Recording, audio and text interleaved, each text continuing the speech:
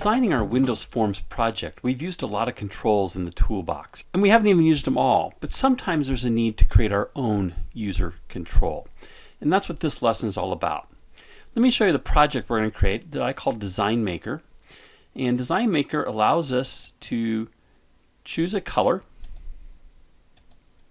and come in and click on any of these little squares and begin to draw something.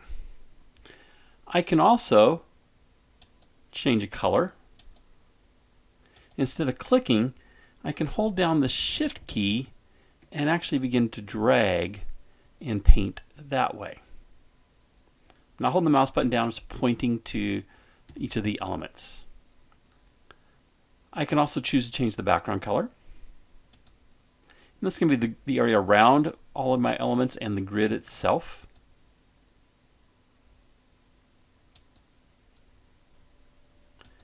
And of course we can define custom colors. We want a very light gray. Kind of back to where we were before. I can also choose to paint all. So I might choose a blue and then choose to paint all of the elements. And then I can come in here and do some painting.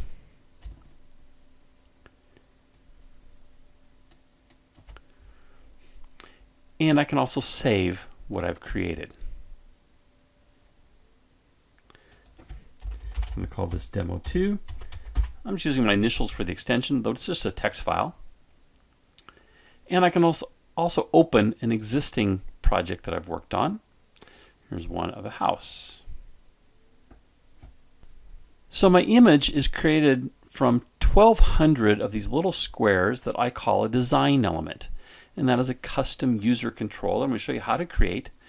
And before you start thinking, oh my gosh, I can't believe I'm going to lay out 1,200 of these little squares, it's going to take forever, we're going to do it in about 2 minutes and letting the computer do it for us. Let's go to Visual Studio and see how to do this. So here we are in Visual Studio, and I've already created a Windows Form project. I'm going to take my form, and we're going to make this a little bit larger. I'm going to make this 950, 700. And then we'll set our caption on the title bar. And mine's going to be Design Maker, User Control Demo.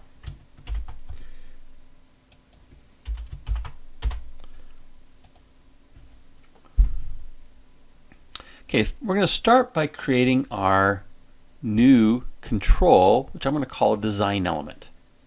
I'm going to right-click on my project over in the Solution Explorer and choose Add, New Item.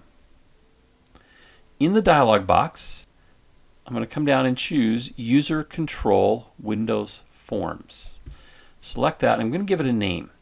And I'm going to call this Design Element.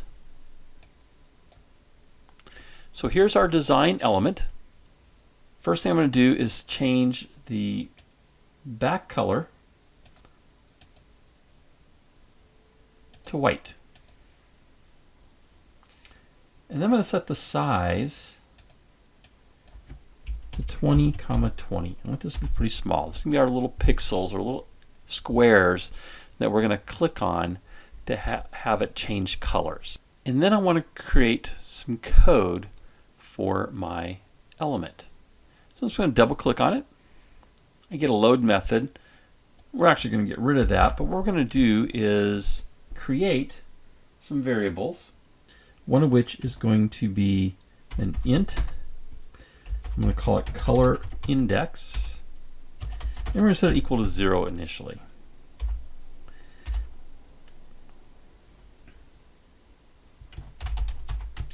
Then we'll create a list of colors.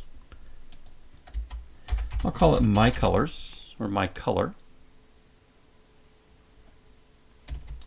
And it's going to equal a new list of type color. So when we do the constructor for our design element, I'm going to call a method called set color choices.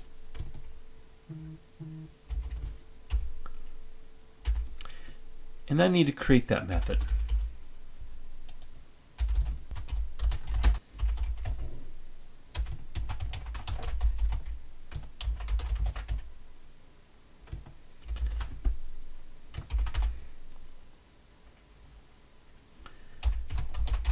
And we'll take the my color list and we're going to add to that some colors.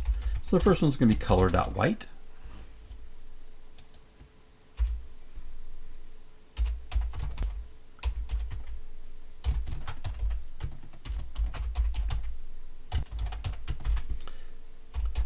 Color.red.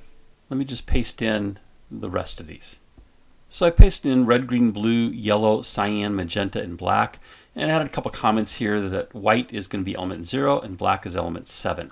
We're going to keep track of the current color within our design element with the color index. So the color index will range from 0 to 7. I'm going to go back to my design, and in the events, I'm going to get rid of that load method. I don't need that, but we're going to create a click method that I'm simply going to call change color. I'm going to paste in the code for this.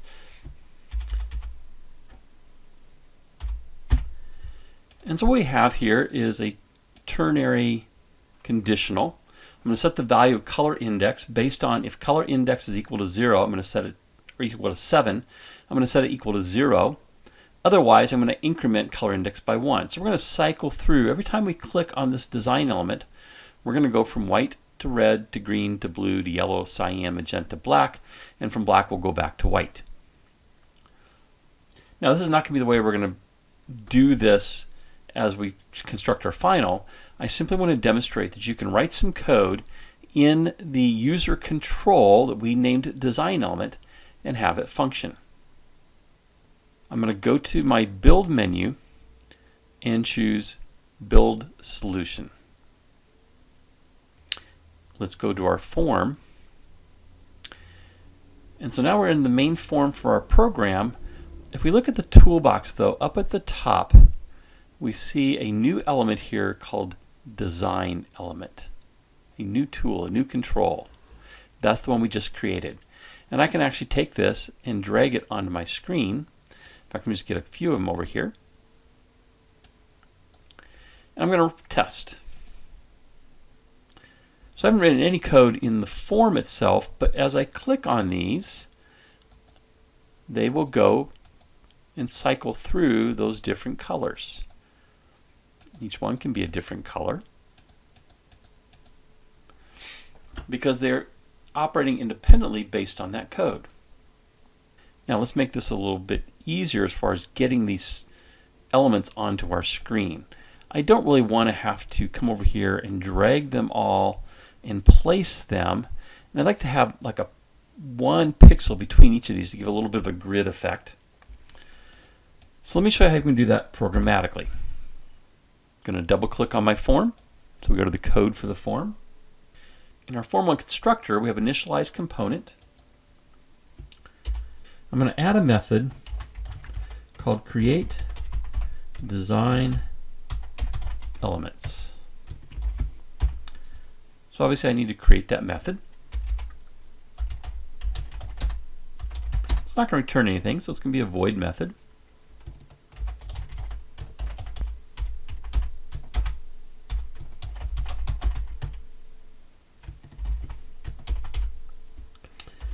I'm going to create a couple of variables, x equals 15 and int y equals 15. This is going to be where our upper left-hand corner, the very first one starts. I want a 15 pixel margin from on the left and on the top. I'm also going to create an integer variable called denum. It's going to start as being 0. I'm going to use this in the name for all of my design elements. So if I later want to refer to one by specific name, I could do that. We're not going to do that in this project, but if maybe these were cards that we're trying to distribute for a card game, we might want to be able to reference each one individually. Then I'm going to create a for loop.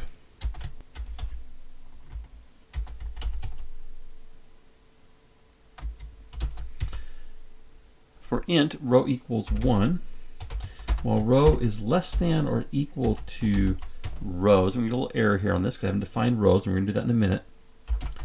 And then row plus plus. So what I want to do in my method here, I want to have some parameters. We're going to have an int rows and an int column. So we could actually use this elsewhere if we wanted, and enter the number of rows. So when I call it, I'd like to have 30 rows and 40 columns. Let me fix my auto correction here to just say rows. And every time we start a new row, we want y to be 15.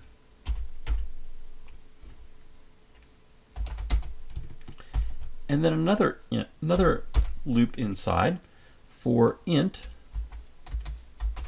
column, col equals 1. Col is less than or equal to columns. And then we'll increment our variable.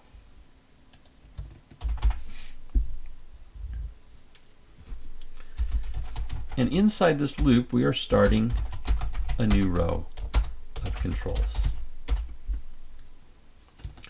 So we're going to create a design element. I'm going to call it new DE, and it equals a new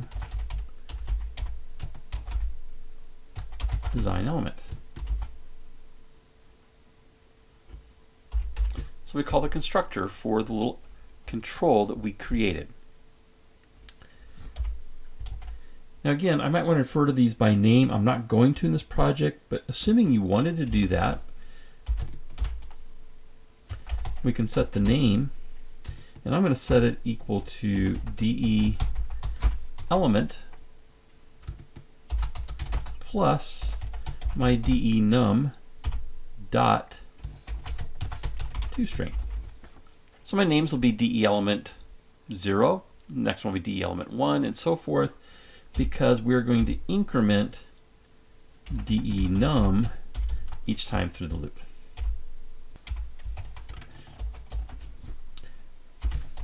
I'm going to set the top of my element to X and the left to Y. And then I'm going to increment Y by 21. Now we made our elements a width of 20. By doing 21, we're going to get a one-line pixel in between each of our elements and give us a little grid. Now I'm also going to create up here at the top a list. And it's going to be a list of design elements. I'm just going to call it DE list, and it's going to equal a new list of design elements.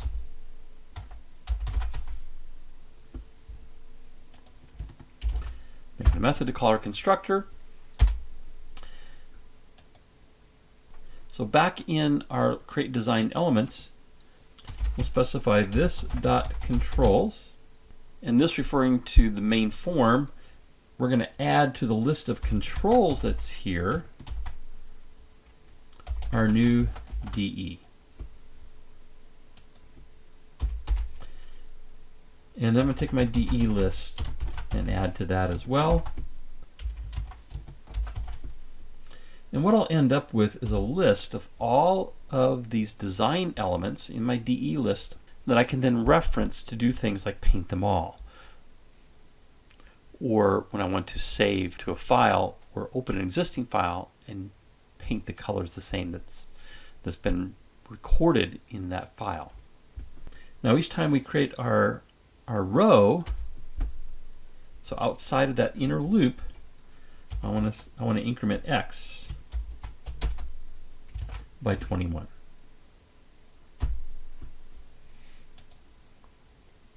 Let's just run this and see what we get. There is my grid, and notice I can click on any one of these and they each work to change colors by clicking on them. Now this would be pretty tedious in designing this if we had to cycle through all the colors. If I want this to become black, I've got to click on it basically 7 times to get it to become a black. And if I happen to go past it, I'm clicking really fast, now I've got to go back through it again to get it to be black.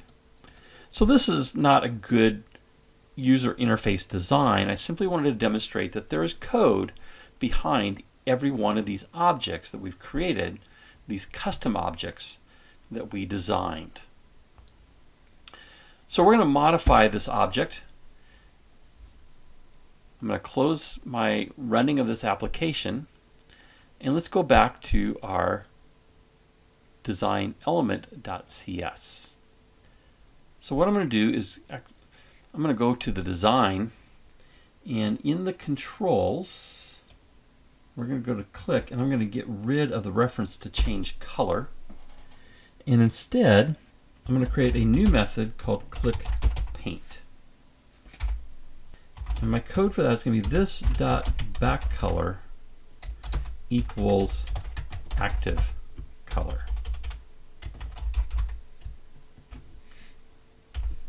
Now I got a squiggly on active color because I need to create that as a variable. So up here at the top, we're going to add color active color equals, and we're going to set initially to color.black.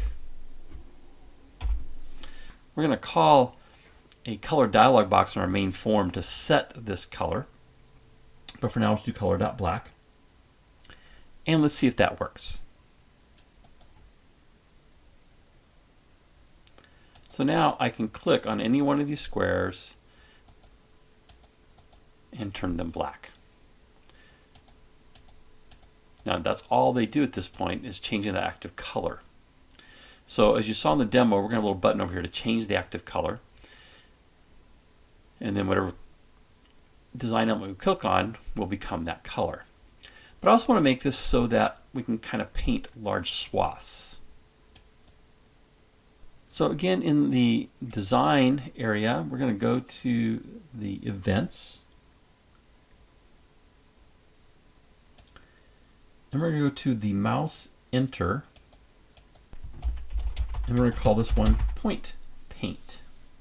So when we point to this element, we're going to change the background color.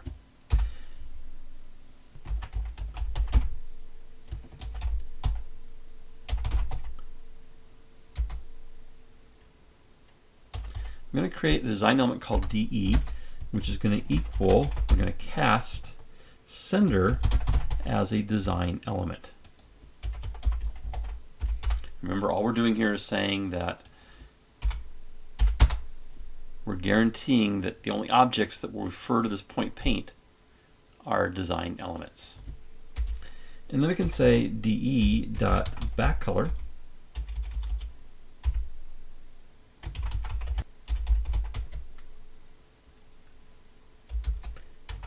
equals our active color.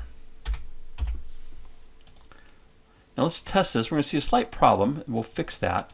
But I want to test this and show you if this now works. So now, if I just drag through here, it's painting. But I have no control. I can't stop painting. So we're going to create the ability to do that. And we're going to do that just with a modifier key. So we're going to say if modifier keys is equal to keys.shift. If the shift key is being held down, then we want to set these values.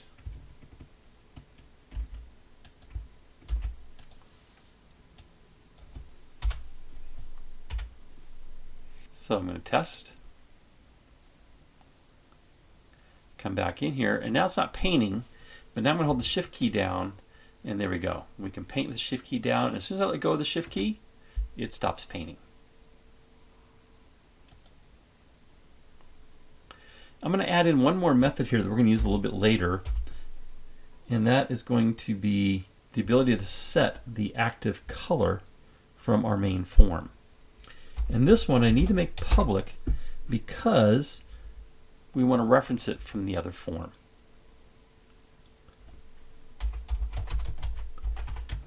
So we're going to say set active color.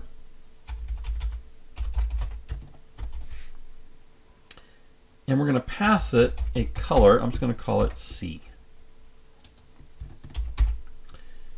And all we're going to do here is say active color. That's our variable here in this design element control. And it's going to equal C. Let's go to our form. In our form, I'm going to add a very small panel. I'm going to set the back color of that panel to white.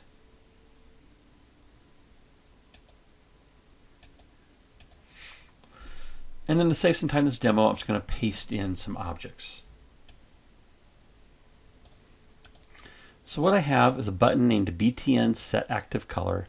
I created a label, it's unnamed, or default name of label 1, that just has text of active color. Another button, BTN Set BG. Another label, just designate that as the background. I create another little label that says to paint, click each or shift point for many. So it's just instructions that to paint we can click on each individual element, or if we want to paint many of them we can shift point. And on this one I set the text align to top center, and then in the text I did to paint, click each, did or in a separate line, and shift paint for many. I have a button called BTN Paint All, a button called BTN Save, and another one called BTN Open. I also need to add a color dialog and an open and save file dialog. So in the toolbox, we'll add our color dialog and our open file dialog and our save file dialog. I'm not going to bother rename those, there's just one of each. So we got color dialog 1, open file dialog 1, and save file dialog 1. Let's go to our active color button, double click on it, and code it. And once again, I'm going to paste in some code here that I've already written and walk you through that code. So we're casting sender as a button. We're going to bring up our color dialog and set the back color, or set the color of it to the back color of our button. We'll show our dialog. Then we're going to set the back color of the button to the color that was chosen in the dialog. We're going to set the active color of one element of our list, set active color to that color. Now let me jump back over to the code for that design element. We have this color active color, and I want to make this the same for everything, all of the instances of that element. And I can do that by specifying the static modifier. So every instance will have this color as its active color. If I change it for one, it's going to change it for all of them. So back in our form, since I'm only going to set the first one, it's actually going to set all of them to have that active color. So again, I'm just going to try this.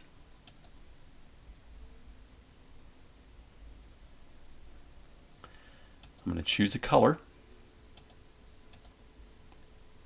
And now I can point, or I can shift drag. Changing the background, it's pretty much the same thing. I'm going to double click on that. Paste in the code to save us some time.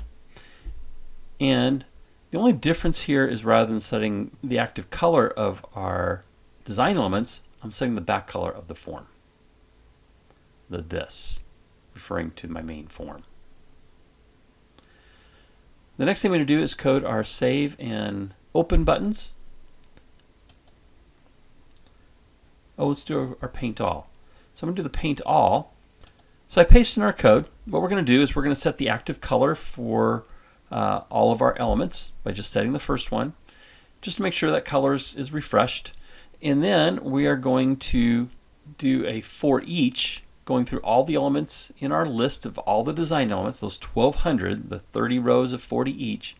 And we're going to call a method called paint me for each one of those. Now we need to create that method. I'm going to go back to my design element CS. And this needs to be public as well, since we refer to it from our main code.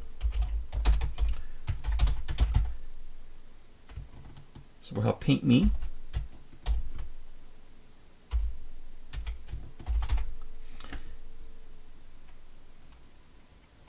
And what we're going to say is this dot back color equals active color. Okay, let's test this, see if this works. So I'm going to choose a color.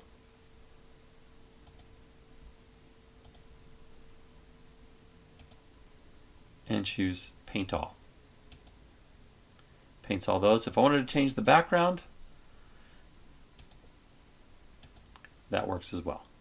So last thing we need to do is code the save and open buttons. So I'll double click on the save. Remember, to do our stream reader, we need to add in a directive of using system .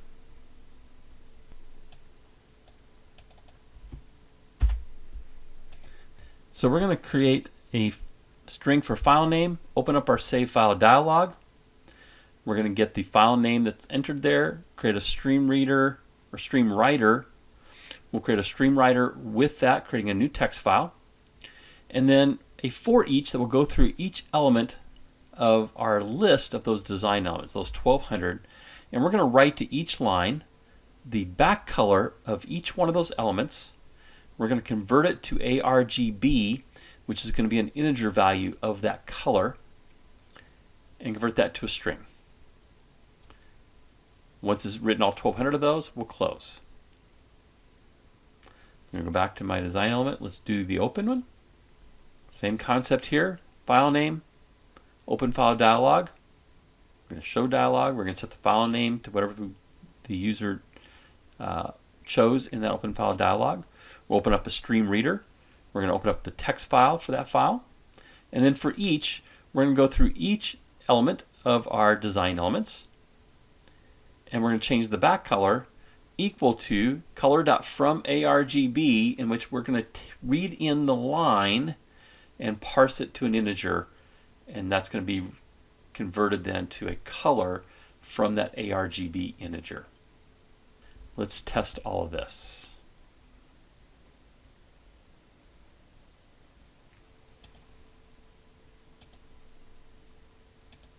So I'm going to do a paint all.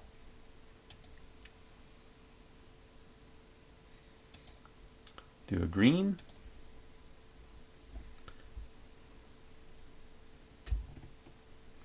So come in and paint this bottom area.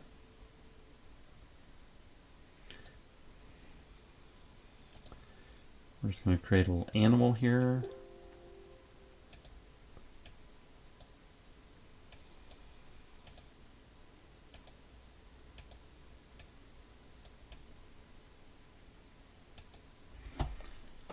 So there's our animal. I'm just going to save this, and we'll call it animal. I'm going to give it an extension, get my initials. I'm going to see where I'm saving this. I'm going to go ahead and just save this to my main drive.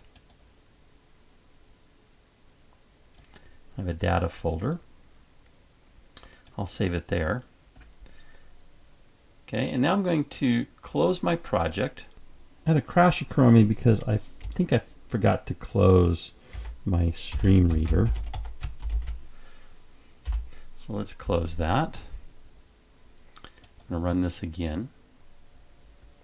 And now I'm going to open that file that we created. There's my animal.sfh. And there is the object we created. So everything is working. That is our project.